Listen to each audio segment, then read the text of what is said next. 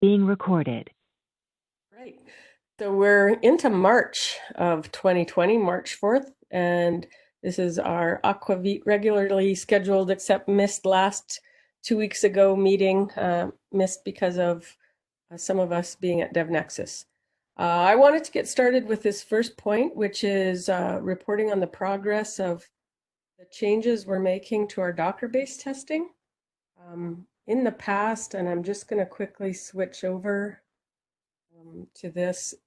We only actually ran testing, our external testing, on the Ubuntu image, and we had intentions to be able to run testing in any of the images that get published. And if you look at, this is the OpenJDK Docker repo at the project, there are a lot of different images that get pushed up. Many combinations of OS and JDK versus JRE and full versus slim. So when you make all of those combinations and then you try to run them and run the 18 test targets we had, in the past we were doing a Ubuntu on an x86 architecture. Now we've expanded to cover the P, Z, and X Linux architectures. So we have 3 architectures times around, I think we're supporting all but Windows now for OSs in the Docker OS that we are using. So that's a lot of explosion of variations of way we can test. So quickly to say, I'm testing this currently in on my local machine, and I wanted to just show how I do that. There are 3 things that I need to set to be able to do this, 3 environment variables. First, obviously, as with any kind of testing, you have to say what JDK home you're using. This is a little silly for the Docker-based testing because the default is actually for us to use the JDK that's in the image that we're pulling. So we pull these images that get produced and pushed to Docker Hub, and the default behavior is that we use it. But we do need a JDK home to run test kit gen, so that's what's happening here. The other 2 pieces that I have to say is that I have to say what I want to build. So just as with any other testing, if I were trying to run OpenJDK testing, I might set my build list equal OpenJDK. But in this case, I'm wanting to compile this subfolder. So I'm going build list equals external camel. And just for the purpose of extra knowing, I'm talking about these tests in our OpenJDK test repo, and I'm going to try to build and then run this particular target. Actually, not this target, the one that's in my branch. So I'm actually going to be taking a look at a new target that I've created, which is called camel test with tag. All right, so going back into my thing here, I've already set my build list, and the very last thing I'm going to do is, right now I've been testing to make sure it runs in a UBI image, but if I wanted to change that to try to run in any other ones of those possible image tags, I could say, well, actually now I'm going to try to run it here. What happens in the background now is that we actually call a script that's in the external folder that will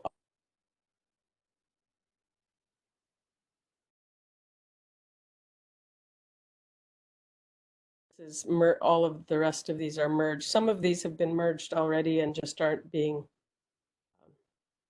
used yet. So back to this, I'm going to switch it to Alpine, and because I'm in my already set up, I've called get.sh, which goes and picks up TKG for me, and I've CD'd into TKG, and all I have to do now is this, which calls the build.xml file, just as with any other testing. And in this case, it'll actually generate, it has generated a Docker file, an Alpine-based one, and it'll build it. Once that's complete, I'll be able to then say one other command to run the test, which would be make and then underscore and then this test case name. So that's all I really wanted to show very briefly. The only other piece of this is that now I'll also be able to go and in a grinder set build list equals external camel, just as I've done here. Set which architecture, so I don't have a choice here on a Mac. It's going to be X Linux based, but on other platforms, the Z and P platforms, you could choose that. And then at the very bottom of the grinder, you have to select Docker required and Docker image tag you fill out if you don't want to use the default Ubuntu one. All right, that's all I had to say on that topic. Just so people knew that was coming in, and you'll know to ask questions in the testing Slack channel if you have further ones once that's in. We'll go through and be enabling those with tag targets for all of the subdirectories in external in the next few days, so that if people need to be running some microprofile TCKs or Quarkus tests locally, they'll be able to do that. Okay, next one up, Sophia, I'm going to stop sharing.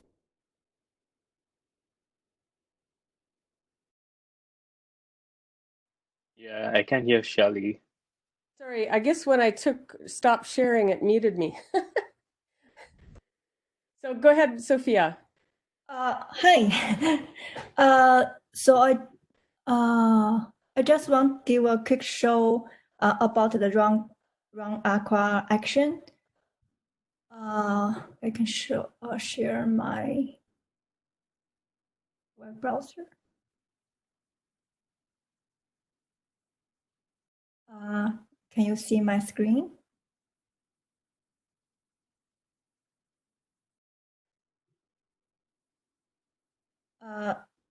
So sorry, can you see my screen? Yes, we can. Okay. So where I have an issue opened.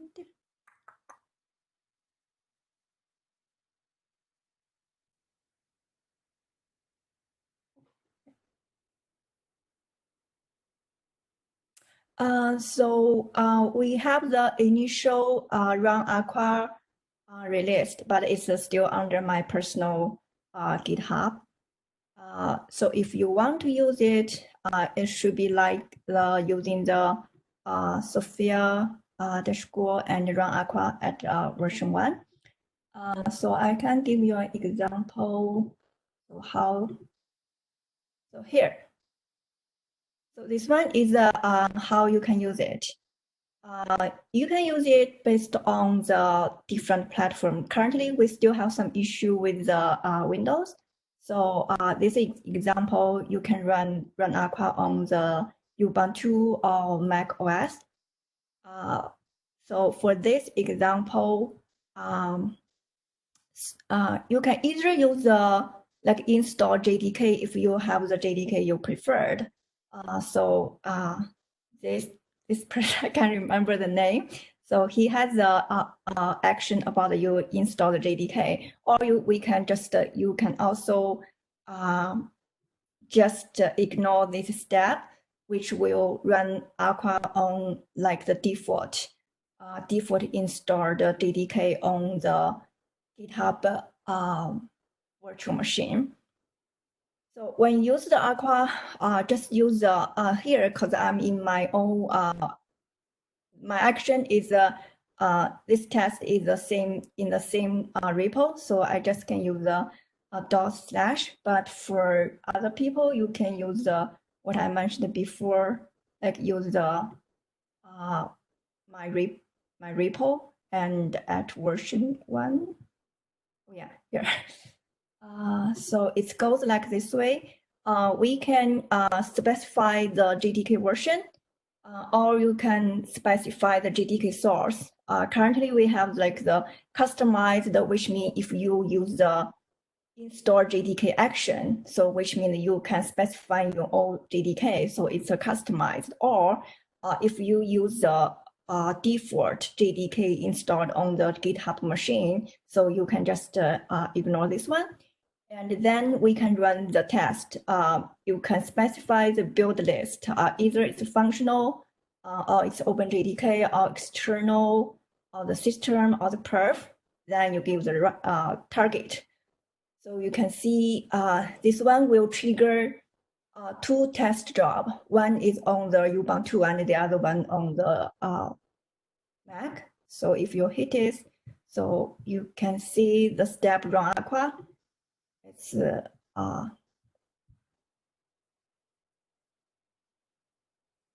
something like this one. Yeah, so that's what I have done. Welcome to run it and give us some suggestion.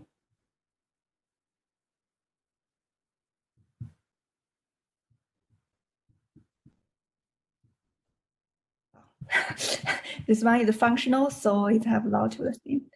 But the target, this one target is you can see the test didn't run because the current JDK I'm specified the hotspot, but this function actually, this test is specified for the OpenJ9, so the test is skip. Sorry. Yeah, that's what I have. Hello, any comment? It seems that we cannot hear Shelly.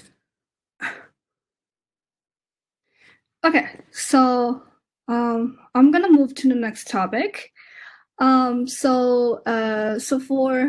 gonna briefly showing how to add a perf benchmark test. Let me share my screen first. And so brief introduction for TRSS. So if you guys want to try, this is the repo, and you can follow the instruction of TRSS. Basically, install the MongoDB, install the Node.js, so you actually can run this locally. So today's demo, it's really focused on how, if you want to add a performance test into your stream, how it's supposed to, how you're gonna do it. Before I jump into the code details, I just want to show you from the graph point of view how it works. So we already have the basic structure created. So if you monitor a certain build on Jenkins, it will actually showing up in your by pipeline view. And then you can actually click on, there's 2 ways of viewing it. You can click on the build, which follows the whole build structure, show you what's the children build, and then it goes to the next level and the level after. So that's one way of viewing it. Another way of doing this is, let's say if you click on the grid view, it actually show you in this checklist of each platform how it ran. So if you don't do anything, just add a top level pipeline, and you should get this at the bare minimum. So now in this example, I want to show what if I want to add a perf benchmark. So if you go back to our adopt OpenJDK test repo, in my example, I'm using idle micro benchmark.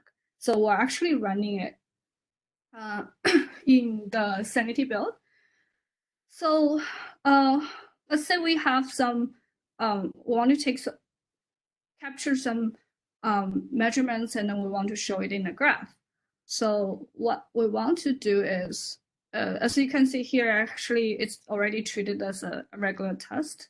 And then if you click on the path, they will actually show you the console output. So it's the same thing as you see on Jenkins. The only difference is we actually only show you instead of show you the full console output, we'll only show you particular test. So in this example, I'm showing you the idle micro benchmark. Up till this point, you don't really, you can get to this point without changing any code. And then if I want to show, so what I want to show is, if you want to show it in this dashboard view where I'm grabbing the active max, and then I want to show it in a graph. I don't have enough history, so I only have 2 points at this point, but if you have enough history, you're supposed to show it like stock exchange, like type of graph. So what do you need to do? I have a kind of draft PR here, just to show what exactly you need to change. So for idle micro benchmark, we suggest you start with the test name that contains your benchmark, so that we can actually match back. So I basically add a parser. So just for the demonstration purpose, I'm grabbing active max, but really you can see the example before. You can grab anything that it's important to you. For example, for bubble bench here is a score or uncertainty. But for my demonstration, I'm grabbing active max with a regular expression of how to grab it, and then whether higher score is better or not, and then units. And router needs to be changed, and then that's it. So that's the server part. Once you change that, basically it tells the TIS as, hey, once you see the output contains this, go grab the value for me, store it in the database. So that's the server part you need to change. In order for the graph to be showing on the client side, it needs to change on the client side. So if you look at the path, it's actually the folder test result summary client. Under that, there is something called dashboard widget and graph. So you can actually grab something and grab the similar code and then duplicate it at this point. We're gonna do some cleanup so that we don't have too much code duplication, but idea is that you, so all the stuff here is a possible graph that you could add on the widget. So if you go back to my widget here, you could potentially add any of this if you want to, if you have data. In my example, I don't have data, so if you add, nothing will show up. But the idea is you can add and remove. So you only need to focus on the stuff that interesting to you. So, and then what you need to do is basically create data so that what you want to show. In my case, I showed, basically I want to show standard deviation, mean, median. So that's what I added into my data. So that in here in the graph, you'll be able to have those showing up. So that's one thing. If you want something else, then obviously that will be the place to change, to add something else to show you on the graph. And that's it. Oh, don't forget to add it into the index so that the framework can pick it up, and then so the drop-down box showing that and knows where to find the new benchmark that you add. So for now, that's the 4 files that you need to change if you want to add a benchmark that for the dashboard. And that's about it. Any questions? Hi, Lan. Yeah. So I was wondering if there is a limit into how many parsers you can add into that metric file, the benchmark metric file. Well, there's no limit at the point, but obviously the more we add, because we do a simple check whether the benchmark name matches or not. So it will have some sort of performance impact. But at this point, there's no limit of how many add. We try to make our code as efficient as possible so that it shouldn't so that it doesn't affect too much. But at this point, what we do is we go through each test and then we say, because everything, we go through each test and we say, hey, does this contains the benchmark name? If it does, then we will go through the benchmark parser to actually pass it. But if not, then we treat it as a regular test, which means that so in one of the view, for example, then it'll be one of those tests. We only show the basic information, which is the console outputs, the platform information, and the machine information, and the simple directions. Okay, so because the widget which shows that graph, I'm wondering if there's like a front-end implementation of, you know, how many data points you can actually show up on this UI. I have to fix the date, but basically you can limit the date of what you want to show, so the graph don't look too busy, right? I see. So that's also something that you can do. You can say I grab from, by default, I grab from this date to this date and show me that date, right? Okay. And can people hear me now? Yeah. Yes. Yes. And I'll also say that those are live graphs. We're using high charts there. So if they're interactive, if you select a section on that graph to hone in on it, it would actually zoom into that date range as well. Do you just double click, or do you like?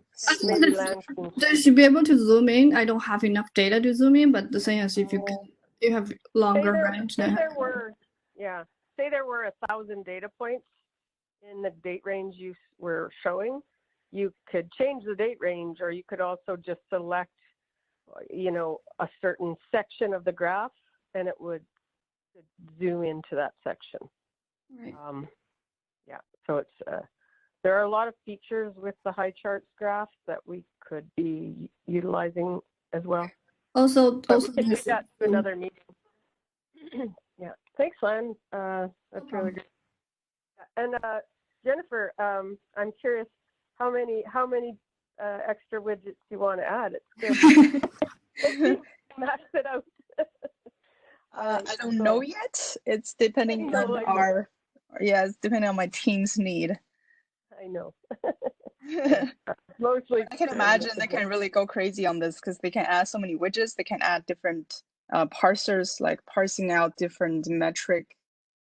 I don't know what it's called, like, you know, metric name. Yeah, that's right. So to that, I just want to add the dashboard. We kind of designed in a way so that whatever I choose, it only stored in my local storage on my browser. So let's say I care about Acme Air Node.js and idle benchmark, and I don't care about the rest, and I don't need to add it in my browser, which it would not affect anybody else. It's not stored in the database or anything, so that that's my view, pretty much. Next time you come, and the next time Lan comes to this page. So next time I refresh this page, I have this stored for me. So I'm basically have my own customized view of how it looks like, and then I can rearrange this all the way that you want, like, you know. So this is all kind of designed in a way because we kind of imagine we have different kind of users. They may care about different things. So that's how this design. So I would imagine in your case, if you have, like, I don't know, a lot of widget, probably certain people will care about one set, and then the other people will care about the other set. And then they can just play with it. Okay. Cool. Thanks, Lan. No problem. I'm gonna speed us forward to try to catch Mesbah. He has a couple of updates on the system test side. Mesbah, did you want to share anything, or you're good just to talk about it? Or? I didn't have much to share, but I can still share the screen. I guess it's going to be much easier to look at the issues. Yeah. Yeah. So I am going to. If not, I can come back into the AQAvit. Yeah. Can everybody see my screen? Yep. Okay. Yeah, I just quickly wanted to go over two recent updates in the system test repo. The first one is we made a change in the way we define the system test playlists.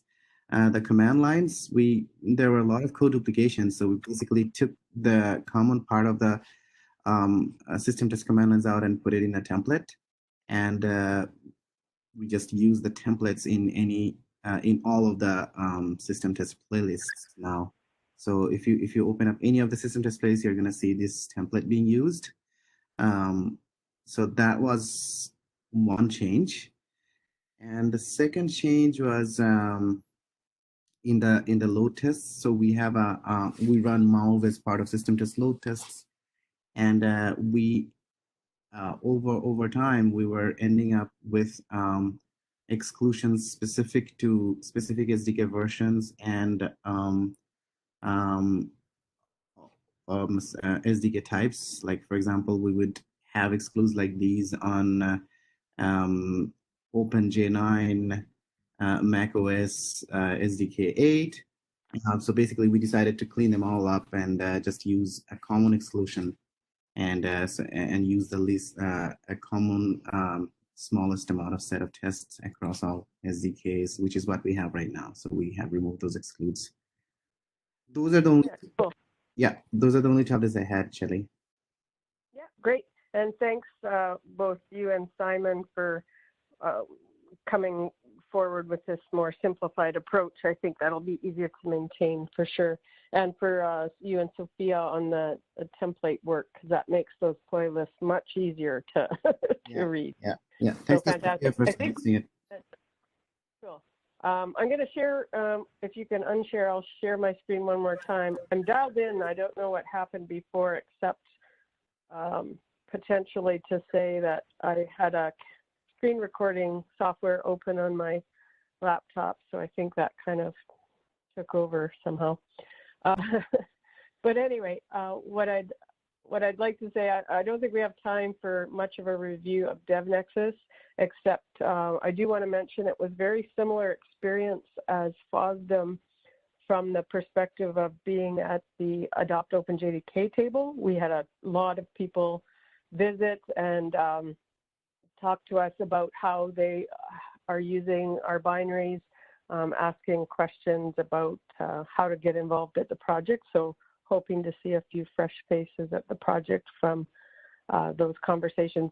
I will record a brief summary of my Aqua talk that I did and put a link to the recording in these minutes as well, just in case people care to know. There's one slide at the very end talking about some of the 2020 goals that we have, which really summarizes a lot of the stuff that are issues in this OpenJDK test repo.